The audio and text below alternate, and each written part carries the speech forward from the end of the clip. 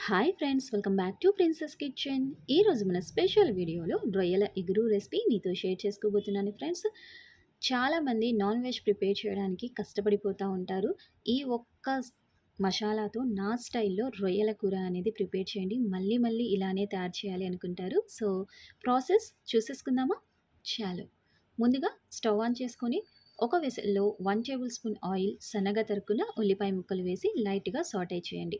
ఉల్లిపాయలు త్వరగా ఫ్రై అవ్వడానికి ఉప్పు అనేది వేసినట్లయితే చాలా తక్కువ టైంలో ఫ్రై అవ్వడం జరుగుతుంది. నెక్స్ట్ హాఫ్గా కట్ చేసేసుకున్న పచ్చిమిర్చి 3 వేసి హై ఫ్లేమ్లోనే లైట్గా సాటే చేసేసుకోండి. సో ఇందులో స్పెషల్ మసాలా అని చెప్పాను కదా, any type of veg and non veg మసాలాస్కి గరం మసాలా అనేది చాలా ఇంపార్టెంట్. అది కూడా ఇన్స్టెంట్గా ప్రిపేర్ చేసి వేసినట్లయితే టేస్ట్ అనేది చాలా బాగా వచ్చిందండి. సో ఆ రెసిపీ అనేది మన ఛానల్లో అప్లోడ్ ఉంది, వన్స్ విజిట్ చేసి చూడండి.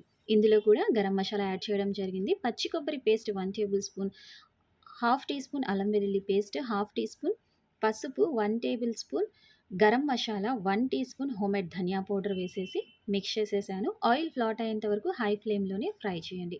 నెక్స్ట్ హోమ్మేడ్ కారం 2 టీ స్పూన్స్ యాడ్ చేసి లైట్గా కలపండి. కారం వేసిన వెంటనే నెక్స్ట్ ఇంగ్రీడియంట్ అనేది యాడ్ చేయండి. కారాన్ని ఎక్కువ కాలనివ్వద్దు, టేస్ట్ అనేది చేంజ్ అవ్వడం జరుగుతుంది. నెక్స్ట్ 1 కేజీ రొయ్యలు పూర్తిగా క్లీన్ చేయండి. క్లీనింగ్ ప్రాసెస్ అనేది చాలా ఇంపార్టెంట్ అండి నాన్ వెజ్ ఐటమ్స్ అన్నీ కూడా. సో క్లీనింగ్ ప్రాసెస్ కరెక్ట్గా లేకపోతే మీరు ఎంత మంచి మసాలాస్ ప్రిపేర్ చేసినా కానివ్వండి, ఆ నీసు వాసన అనేది రావడం జరుగుతుంది. సో క్లీనింగ్ ప్రాసెస్ పర్ఫెక్ట్గా చేసుకోండి. ఇలా క్లీన్ చేసుకున్న రొయ్యలు అన్నిటినీ కూడా మనం ప్రిపేర్ చేసేసుకున్న మసాలాస్లో యాడ్ చేసుకొని హై ఫ్లేమ్లో రోస్ట్ చేయండి.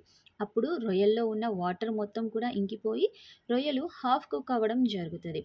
ఇలా టోటల్‌గా ఆయిల్ అనేది ఫ్లాట్ అవ్వాలి. ఆయిల్ ఫ్లాట్ అయినప్పుడు మాత్రమే నెక్స్ట్ వాటర్ యాడ్ చేసుకుందాము. ఆయిల్ ఫ్లాట్ అవ్వకముందు వాటర్ యాడ్ చేసినట్లయితే మనము అనుకున్నంత టేస్ట్ అనేది రాదు. ఇలా పర్ఫెక్ట్‌గా కుక్ అయిన తర్వాత జస్ట్ 250 ఎంఎల్ వాటర్ యాడ్ చేయండి. ఇలా టోటల్‌గా ఎడ్జెస్ మొత్తానికి ఉన్న మసాలాస్ మొత్తం కూడా ఈ వాటర్‌తో పూర్తిగా క్లీన్ చేసేయండి. ఇలా హై ఫ్లేమ్‌లో 5 మినిట్స్ వరకు కుక్ చేయండి. మళ్ళీ మనం దీని మొత్తాన్ని కూడా కలపాల్సిన అవసరం లేదు. ఆఫ్టర్ 5 మినిట్స్ కర్రీ లుక్ అనేది ఇలా ఉండడం జరుగుతుంది. నెక్స్ట్ ఫ్లేమ్ అనేది మీడియం చేసేసుకొని మూత పెట్టుకొని 5 మినిట్స్ కుక్ చేసుకుంటే పర్ఫెక్ట్గా రొయ్యల ఇగురు రెసిపీ రెడీ అవుతుంది. సో ఆఫ్టర్ 5 మినిట్స్ దీనికి స్టవ్ ఆఫ్ చేసేసుకొని వేడి వేడి అన్నంలోకి, అదేవిధంగా చపాతీ, రోటీ, పుల్కా, ఈవెన్ సైడ్ డిష్‌లోకి పప్పు ప్లస్ సైడ్ డిష్ రొయ్యల ఇగురు చాలా టేస్టీ ఉంటుందండి. ఎస్పెషల్లీ వైట్ రైస్‌లో చాలా బాగుండిద్ది. మీరు ఇంట్లో తప్పకుండా ప్రిపేర్ చేయండి. ఈ రెసిపీకి ఒక చిన్న లైక్ ఇవ్వండి. మీ లైక్ అనేది నా నెక్స్ట్ వీడియోకి మోటివేషన్.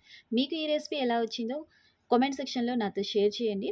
ఛానల్‌ని కొత్తగా విజిట్ చేస్తున్నట్లయితే సబ్స్క్రైబ్ చేసి బెల్ ఐకాన్‌ని యాక్టివేట్ చేయండి. అదేవిధంగా ఇలాంటి టేస్టీ రెసిపీస్ అనేవి మీ ఫ్రెండ్స్ అండ్ ఫ్యామిలీ మెంబర్స్‌కి కూడా షేర్ చేయండి. మళ్ళీ ఇంకో కొత్త టేస్టీ రెసిపీతో మీ ముందుకొచ్చేస్తాను. అప్పటి వరకు థాంక్స్ ఫర్ వాచింగ్. బాయ్.